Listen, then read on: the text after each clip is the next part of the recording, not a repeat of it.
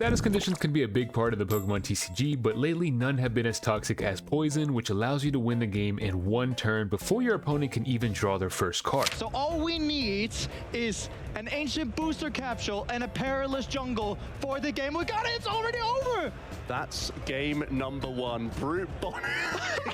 We've seen this Poison package in a few different meta decks which have all found success, but this Roaring Moon deck just managed to win the last major tournament before the North American International Championships. And in order to pull this turn 1 combo off, you need 4 specific cards. Poison typically does 10 damage in between turns, but we do have a few cards that help boost that damage all the way up to 80 damage. And if your opponent only has 1 Pokemon to start the game, it could mean that they lose before they even play the game. Brute Bonnet is going to be the Pokemon that poisons your opponent, but in order to use that ability, we need to have an Ancient Booster Capsule tool card attached to the Brute Bonnet. The other Pokemon we need to play is Pecharunt, which will make Poison do 50 more damage if you end your turn with Pecharunt in the active spot. And sometimes 60 damage can be enough to win the game depending on what your opponent has on their side of the board, but if we need a little more damage, we've got to also find the Perilous Jungle Stadium card, which adds another 20 damage. And while this might seem kind of hard to pull off consistently, it's actually surprisingly easy with the help of cards like Carmine that lets you draw 5 more cards in your first turn, and Squawkabilly EX, which allows you to see 6 more cards on your turn. So you're usually burning through a lot of cards on turn 1, and you can typically find exactly what you need. And the crazy part is the winning player of the tournament, Simon, didn't just pull this off in top 8, they also pulled it off in grand finals. There's